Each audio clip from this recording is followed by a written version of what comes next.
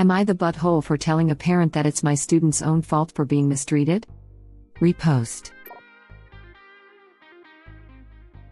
I, female, 27, am a preschool teacher.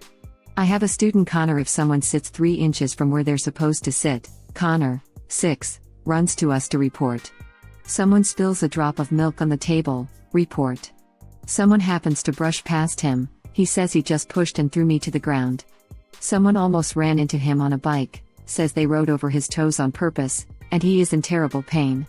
Someone is painting next to him and picks up a pen, cue crying, and she took a pen I was thinking of using soon.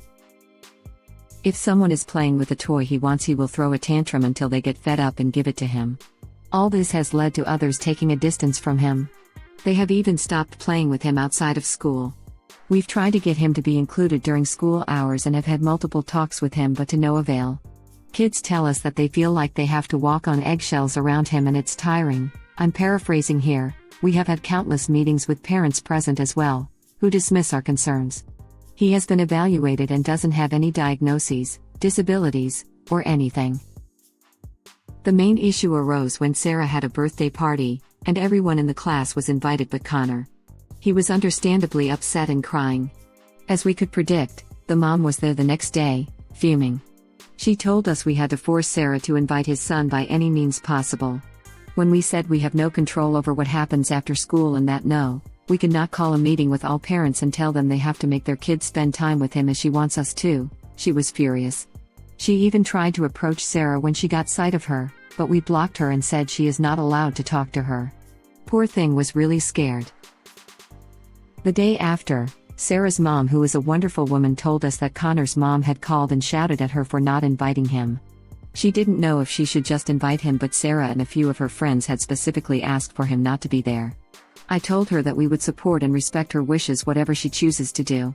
Well, the party was last night. Connor wasn't invited. The mom shows up the next day, and we went away to talk. Well, I talked, she shouted. I was pretty fed up and was wondering if I should call security. She kept screaming and blaming everything and everyone, but when she called us useless, incompetent teachers who do nothing while her completely innocent kid was being emotionally abused, I had enough. Told her that he isn't completely innocent though, as we had had many talks, and he was excluded because of his own behavior towards others, and based on what we've seen and heard, it's pretty understandable. Well, she went from shouting to shrieking and told me I was going to lose my job. I decided to call security after all. I don't know what's going to happen. Too long, didn't read. I want to know, did I go too far by saying it's his own fault for not being invited? You've had meetings with the parents. It goes nowhere. You've been yelled at by his mom dozens of times. It goes nowhere. You've tried to work with the kiddo and with the parents. It goes nowhere. It's really sad, and this isn't on the kiddo. This is on the parents who are teaching this kiddo how to be a human. They are teaching him to be a terrible one. Not the butthole in this very limited case. Not the butthole. So this story hit me hard because I was the kid who would be left out at parties, who had incredibly huge emotions that I couldn't control, and yes, who alienated themselves from other kids with their crafty behavior. If anything, the teachers reaching out and trying to resolve the situation, this could easily be the parents emotionally neglecting the child at home so they act out with manipulation for attention, is going above and beyond what was done in my time. I feel so bad for this kid. I hope they figure it out soon before they go on an angry self-destructive path. I was this kid, too, down to being a tattletale. In first grade, I told on someone for not getting off the swings, among other things. Years later, a girl a year ahead of me was talking to me and went, "Oh, you're that girl," referring to the incident. I was socially awkward, so I did not have friends. My only friends were mostly either outcasts or new kids who didn't realize I was social suicide. I didn't make friends until high school, when I went to an art school and got away from my peers. If I hadn't gone through that misery, I wouldn't be the kind, conscientious, thoughtful person I try to be. And when my kiddo acts like an butthole, I do not shield her from the consequences. She is a wonderful human being. Kids are going to be buttholes to each other. That's fine to a certain degree. We need to build resilience. We also need to learn how to get along in society, and that often means not being the butthole we want to be in favor of social harmony. Learning the repercussions for our actions in a safe environment while our parents help us navigate is what healthy childhood is about. That's probably the closest thing to faith I have. It helps me deal with the trauma of being the outcast, know-it-all, not tattletale, but same social suicide. I would not be the same person I am today unless I went through that hell. I would be someone with a totally different social and family dynamic, and probably with a different set of friends. But I like who I am and who I'm friends with. And yeah, it was hard to get where I am emotionally and mentally, but I wouldn't change a second of my history to save myself from the lows. Because the best parts of me came about because of those trials. The best memories I have been from the friendships I forged in those lowest points. It also helps me understand when my niece and nephew need those moments of figuring out who they are and where they fit in, and then I get to give my brother a bit of advice, too. Same, I wouldn't be as empathetic as I am if I didn't know what it was like to be on the outside or how hard it is for others to see it. One of my mottos is that it's hard to be a cool adult without being an incredibly uncool adolescent. This hits me hard, because I have a student right now who's going through something similar. They're acting out in class, and as a result, no one wants to be their friend. Until extremely recently, Mom has dismissed our concerns. Hopefully we'll be able to get something done now, because I don't want this kid to end up as a lonely and resentful adult. This is appropriate concern. Honestly, we have had to ban parents from the premise because of this behavior. A teacher has a restraining order against one. You need to protect yourself from this abuse. Admin/management should be stepping in now. Get them involved. Connor's behavior is very normal for his age. His parents are handling it poorly, and it really sucks that original poster hasn't yet found the right strategy to reach through to him. I'm a preschool teacher. I work with this age group. Connor's parents are enabling him in the worst way, which is detrimental to his development, but I don't think they taught him this behavior, only that they are reinforcing it. Not the butthole. His behaviors are most likely being learned at home. And it isn't your job to accommodate his mother's expectations or to fix his issues. If it is your power to do so, it would be a good idea to stop accepting him as a student at the facility based on his mother's ill treatment of the staff and other families.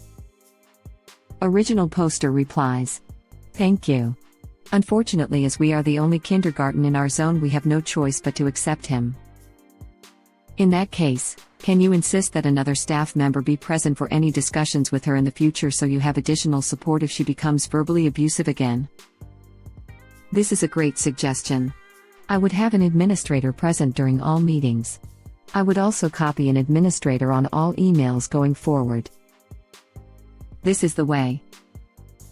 Teacher here too.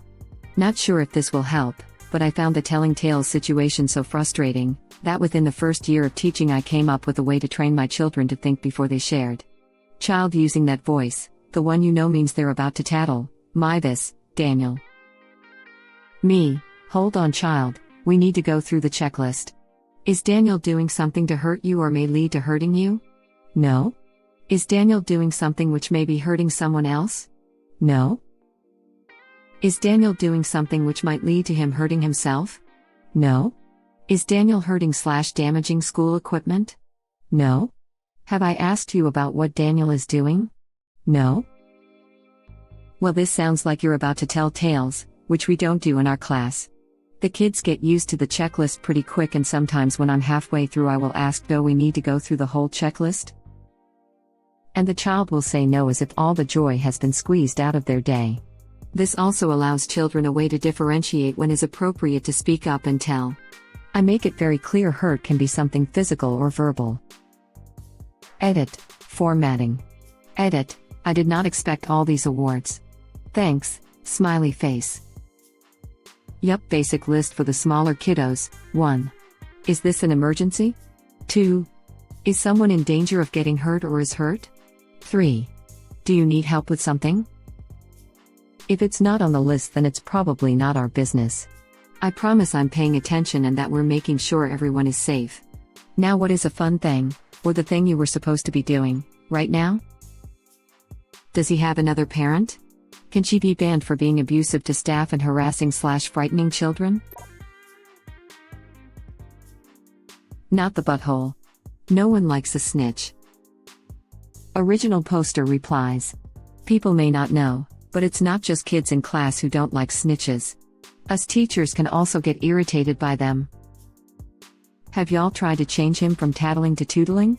I was in a preschool class and it worked wonders with one of the kids that decided it was her responsibility to tell the teacher everything wrong with the classroom. No kids liked her, teachers were frequently frustrated, it was a mess. We decided anytime she came up to any adult our question would be, is this a tattle, telling about someone doing something wrong, or a tootle, telling about someone in class doing something right? If it was a tattle we reminded her that her only responsibility is herself, she would be redirected, and get no more attention. But if it was a tootle she got all the praise in the world. She was like a hawk looking for people doing little kindnesses, it was amazing. She was still a little snitch that thrived off adult attention, but at least it turned into something positive for the entire class instead of irritating. Not the butthole. It's obvious, right? Original poster replies. Thank you. According to some it isn't. Sighs. Not the butthole. That mother thinks she's infallible and is clearly raising her son to think he's infallible. They're both effed, and so is anyone unfortunate enough to have to be around them. They both sound insufferable. I feel bad for the kid, but it's pretty clear where he gets it from. Not the butthole. Not the butthole. Kids often learn from their parents, so it really sounds like you're dealing with two versions of the same issue. At that point of shrieking and no longer listening, I definitely would have told her about herself and her kid. I don't blame you at all. Not the butthole, although I have to say I'm disgusted by some of these commenters hurling awful insults at a preschooler. Connor is in the wrong here, yes, but it's very common for young kids to have annoying habits like this. Especially if they're raised a certain way. Over time, they usually realize it's a socially unacceptable way to act, and grow out of it. Saying he's a psychopath, or going to grow up a horrible person, etc. is way out of line. Obviously not directing this at you, original poster, just venting about some other commenters. Exactly. Connor is a child. He is a 6-year-old child in kindergarten. Here is my perspective as the mother of a 6-year-old son who is in kindergarten right now. Also, relevant, I interact with many other kindergarteners because I lead a weekly Have Adventures Outdoors club for his kindergarten class. Summon all your compassion for this child. He is burdened with this awful mother. His mother is not his fault.